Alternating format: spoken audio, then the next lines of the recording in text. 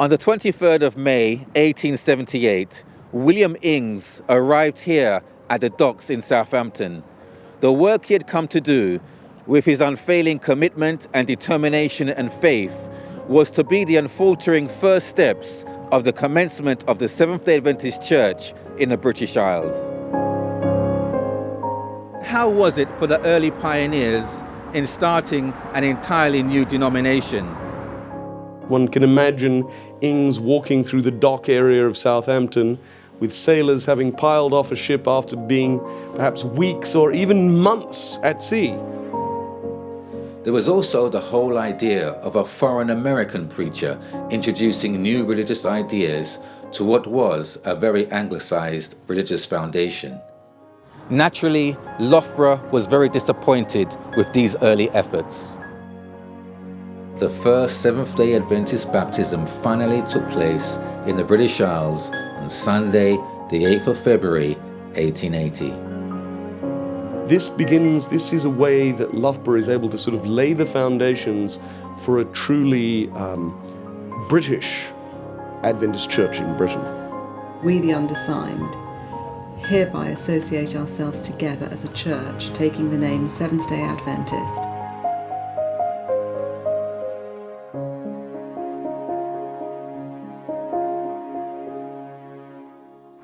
How did the Seventh-day Adventist Church begin within these shores? And if there are challenges and struggles in winning converts today, then how was it for the early pioneers in starting an entirely new denomination? What were their challenges? What were their struggles?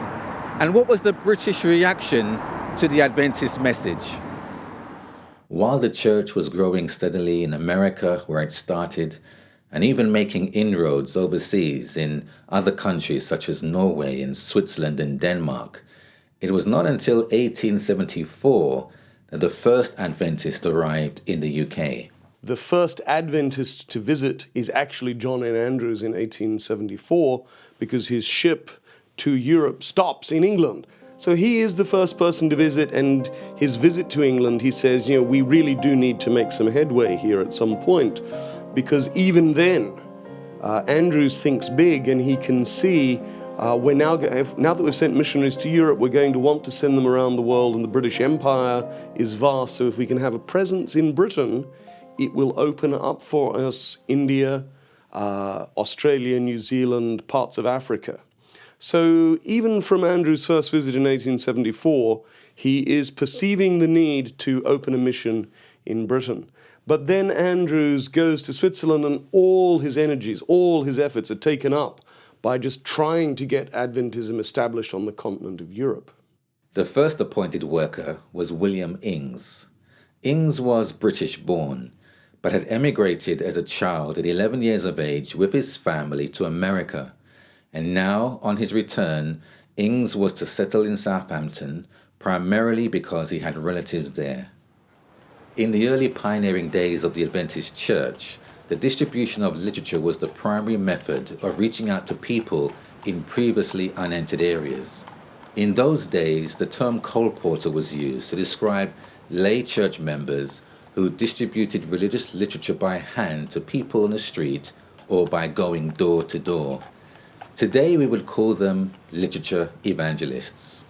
One can imagine Ings walking through the dock area of Southampton with sailors having piled off a ship after being perhaps weeks or even months at sea. They're wanting to get to a bar, a pub, celebrate. Maybe they're not wanting to receive a tract about the third angel's message. So it takes some nerve, it takes some guts, some gumption for Ings to do this. But again, he's going to where people are. He's not requiring them to come to him. Through his work of distributing leaflets, Ings started the work preparing the ground.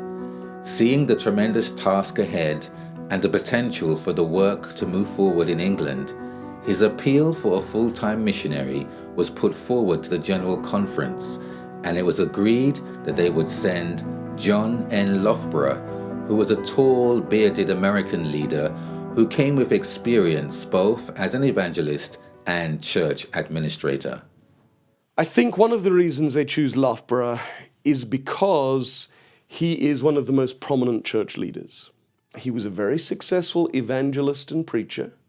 He had won hundreds, perhaps thousands of converts, even by the late 1870s, with his very successful evangelistic campaigns in the Midwest of the United States and on the West Coast.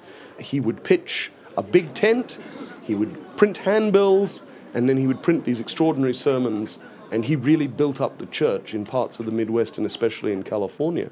So this was a very talented man, a very capable man, a man who was perceived as being able to go outside his comfort zone, someone who had experience of pioneering the work in a new territory.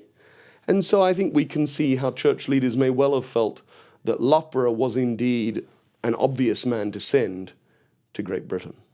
With these credentials behind him, Loughborough came to England in the hope of achieving similar results. John Loughborough and his wife arrived in Southampton on December the 30th, 1878, and settled in the Shirley area of Southampton. Within just a week of arriving, Loughborough hired the Shirley Hall, and over the next few weeks held meetings where he delivered lectures in the evenings. But nightly attendance was so low that he was forced to abandon hiring Shirley Hall due to expenses. But Loughborough didn't give up. Instead, he continued meetings in the basement of his own home at Stanley Cottage. Whilst in Southampton, I visited the Central Library to look for records of Ings and Loughborough. It says that he's active in Shirley Road in 1880. We were able to find the Southampton directory that dates back to 1880, and we have an entry here for J.N. Loughborough, evangelist, Ravenswood, Shirley Road. So that's quite interesting to know that he was numbered as a resident here in Southampton. Not only was he mentioned, but William Ings as well, and it mentions him as being a colporteur, which is quite interesting because I'm sure that would have been an unusual term during the 1880s for an occupation, but it mentions him as a colporteur working in the community here in Southampton, in the Shirley area of Southampton. By the spring of 1879, just 4 months after his arrival, Loughborough decided to do what had brought him great success in America in reaching masses of people.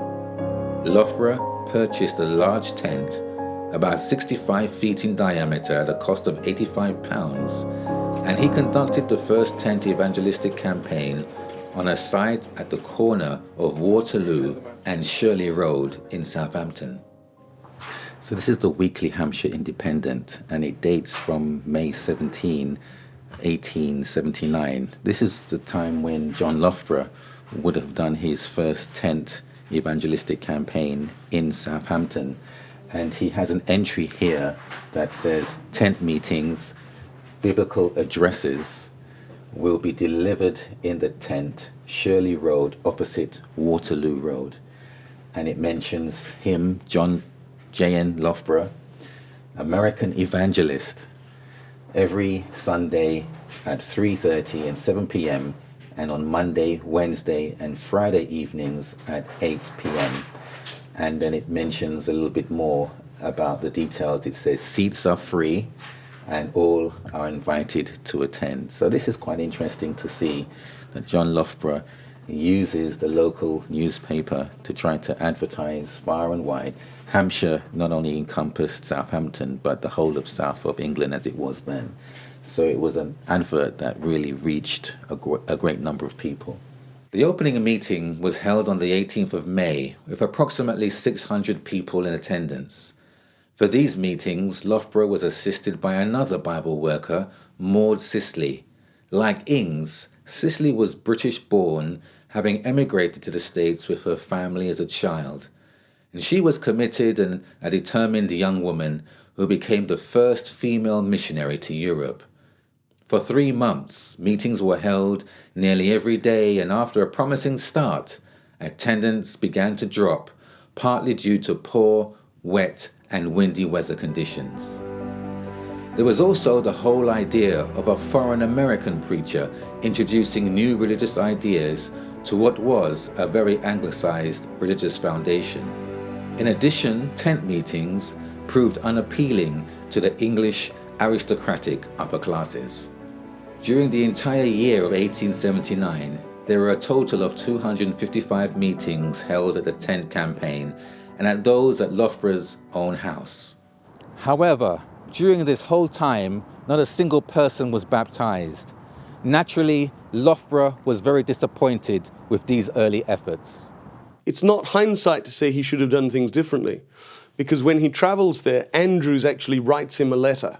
And Andrews had visited Britain a couple of times since that first transit on the way to Switzerland in 1874. And Andrews writes to him and says, you know, Brother Loughborough, you may need to do things a little differently here, because European culture is different. Loughborough's experience in America had been that people of all social classes would come to his evangelistic tent meetings. And because of his success, Loughborough felt certain that his methods would be just as successful. However, he hadn't accounted for the differences between the British and the American cultures.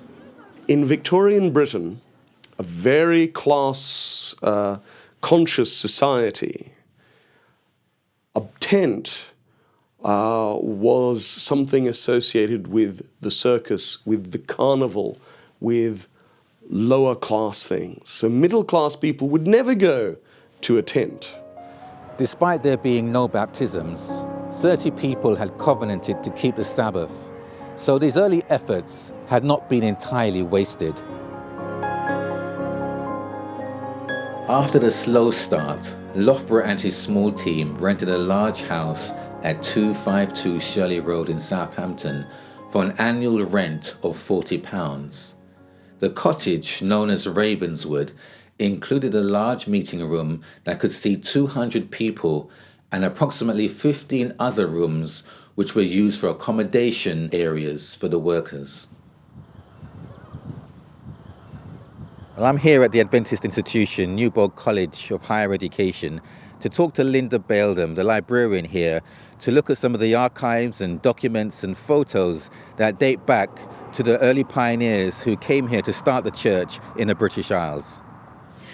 There's a lot of the original pictures that we have been donated to us over the years, and we really rely on that, and we always love it if they come with names and dates. So if you just go back to this picture then, so this is Ravenswood as we know it. You've got Ings. People, so there's William there. Mm-hmm. You've got his wife there. You've got John Loughborough there. And they're all looking quite stoic, aren't they? Just posing outside Ravenswood. Yes. Resolute in the work moving forward, Loughborough persevered in his efforts, and on January the 11th, 1880, a National Tract and Missionary Society was organised. Its 36 members would distribute various copies of the Signs of the Times magazine by hand and by mail to those interested. Copies were also left in libraries and handed to people on the streets. The Tract Society is important because this is a way that Loughborough is able to sort of lay the foundations for a truly British Adventist church in Britain. The influx of voluntary workers joining the Tract Society was just what Loughborough needed to help with his efforts, and the impact proved effective. A month after the Tract Society was formed, and just over 1 year since John Loughborough's arrival, that the first Seventh-day Adventist baptism finally took place in the British Isles on Sunday, the 8th of February, 1880. 6 people were immersed in the baptistry by John Loughborough in one of the lower rooms in Ravenswood, and by the end of the week, 7 more were baptized, bringing the first official membership of the Seventh-day Adventist Church in England to 13. Back at Newbold College, Linda has found the original archive that documents when the first church members were formally organised as the Seventh-day Adventist Church. So this is really quite significant. We, the undersigned, hereby associate ourselves together as a church, taking the name Seventh-day Adventist, covenanting to keep the commandments of God and the faith of Jesus Christ. And the first name that you see on there is J.N. Loughborough.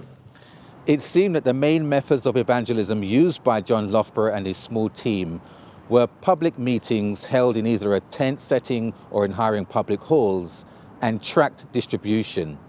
And when he considered the vast territory that was to be covered, the main problems that they faced was lack of workforce and financial support. So in November 1881, John Loughborough went back to America, and at the General Conference session held at Battle Creek, he appealed for more workers and financial support for the work in Britain. His appeal was partially granted, and on his return to England 3 months later, he was accompanied by 3 more workers, 2 laymen and 1 ordained minister called Albert John, who was a young and enthusiastic preacher who went to work in the northern English town of Grimsby. Adventists start to found what they call city missions. The first 2 are in Chicago and New York, and they spread around North America. But then church leaders say we need these in Europe and other parts of the world as well. And they like to locate them in ports, because a port gives you access not only to the people who live there, but all the people who pass through. Later they set one up in Hamburg and other ports in Scandinavia, but the first 2 city missions in Europe are Southampton and Grimsby. Albert John started his endeavours in Grimsby by doing similar tent meetings and leaflet distribution. Like Loughborough, he too was met with scepticism and high rising costs of hiring halls, so he decided to do something different. He began to hold open-air meetings in the town marketplace. This had been a popular method by other denominations, and Albert John conducted these open-air meetings in Alsaby as well as in Grimsby. Such was the positive publicity for the Seventh-day Adventist Church that following these debates, 12 people joined the Seventh-day Adventist Church, which led to a second organized church being established in Grimsby on Heneage Road in July 1884. A month later, Ellen G. White travelled to England to visit and encourage this group of believers, and she was to return again 3 years later. Ellen White came back to Alsaby and preached in the Foresters' Hall not too far from here, and as a result of her meetings, a group of believers became Adventists, and as a result of their faith and determination, they were given this plot of land where they were able to build the first Seventh-day Adventist church. The Alsaby Church, with seating for 100 people, became the first church built and owned by the Seventh-day Adventist Church. Ben Hooson is a lifelong member of the Hull and Alsaby churches. There's sufficient success of those meetings that the church could be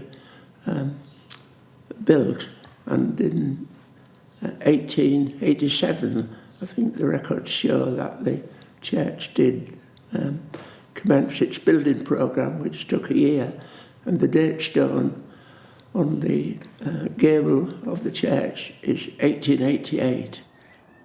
And so, through tough, hard work, commitment, and determination, the Seventh-day Adventist Church in England had now 3 organised churches in Southampton, in Grimsby, and Alsaby.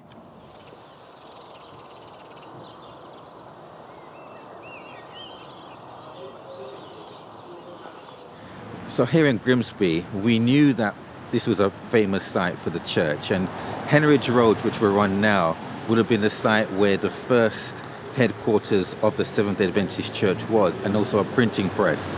And we didn't know exactly where that place was, but as we were driving down this road, we stumbled across this building. We've compared pictures dating back to the early 20th century, and we can see the similarities of this building with what we've seen, and we've discovered that indeed this building here is the first building of the British Union Conference. From this building in Grimsby, the work was spearheaded by trained lay members who formed a band of colporteurs distributing literature which composed of the Signs of the Times and the first British magazine called Present Truth. Loughborough realizes we need a British Adventist paper, and so he creates Present Truth. Many of the articles will actually be taken from the Signs of the Times back in the States, but they also write fresh articles, and Loughborough writes for it himself continually. Adventism saw early success in cities such as Nottingham, Kettering and Bath, where up to 80 people joined the church, most of whom acknowledged that their initial interest had been aroused by reading copies of the present truth. It's interesting how literature had played such a huge part in the development. Back amongst the archives at Newbold College, and Linda has found documents that highlights the use of literature evangelism in Bath. At Bath in 1886, George Stagg began to solicit subscriptions from door to door. This method paved the way for the mass distribution of the magazine on a full or part-time basis. Soon readers were invited to attend public services held by Seventh-day Adventist evangelists. This was successfully achieved at Bath and opened the way for J.S. Washburn to begin services there at the end of 1891. And so, slowly but surely, the work began to find momentum. And with John Loughborough returning to America, other missionaries and workers came from across the Atlantic to help steer the work of the church.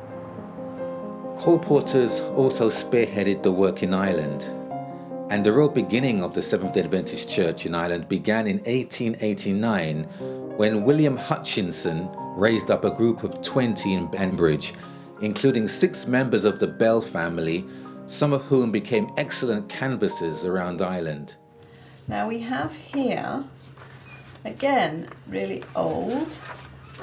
This is the Seventh-day Adventist Church of Banbridge. This is the front page of the church record book, and it's really handy if it has the name of the church and when it was organised. Yeah. You can see 1891. The church steadily grew, and you have baptisms taking place on a regular basis. You can see the names on this first page. Well, you have 21 just on the first page who were baptised July the 4th, 1891. NZ Town, working with colporteurs, saw the result of their labours when the first Scottish company was organised in Glasgow. However, it was not until 1903 that the work in Scotland officially started, where a church of 37 members was organised. Well, we know him as NZ Town. Interestingly enough, he came as a pioneer colporteur to Scotland, and he worked for 4 years in Great Britain, leading out in canvassing. And when I was reading a little bit about him, actually this is in his obituary, it said that up until the age of 22, his time was spent working on the home farm and going to school.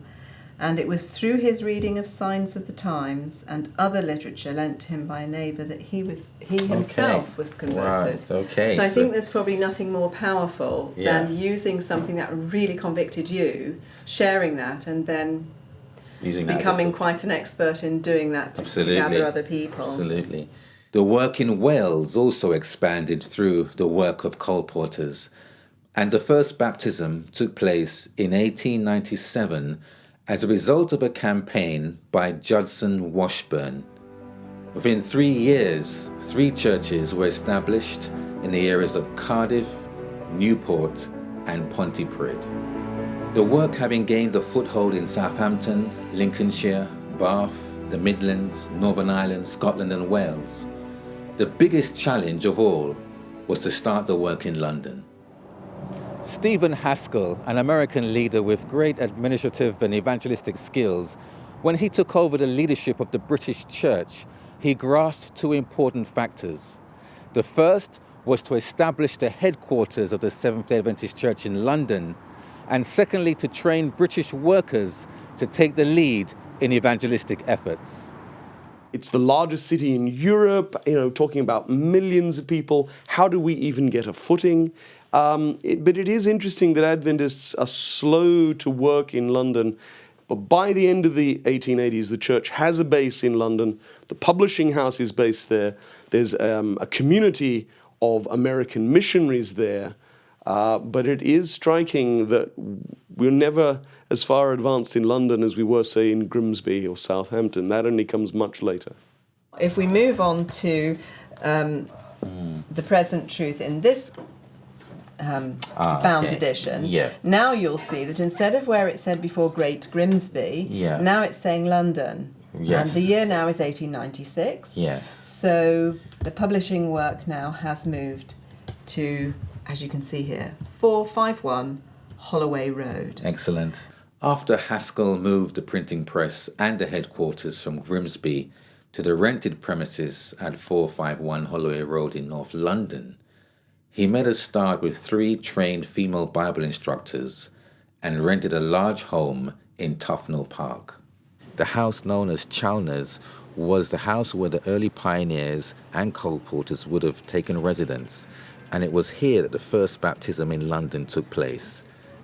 The baptisms took place in June 1888 in a tank constructed in the garden, where between 20 and 30 are said to have been immersed.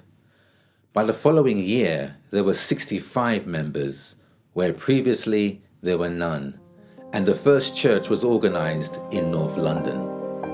The success in London soon began to permeate throughout Great Britain. Taking the advice given by Ellen White, evangelists began using large-scale advertising and hiring prestigious halls and preaching geared toward the audience, and this became more effective.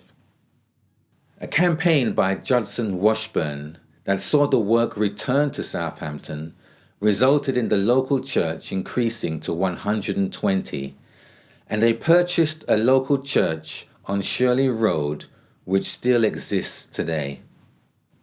So here in the Southampton Church, which is the first church that was established in the British Isles, the present Southampton Church has done well to keep a number of original archives and documents that date back to the 1880s. So we have a copy of the deeds that was signed that actually established the first Seventh-day Adventist church here in Southampton.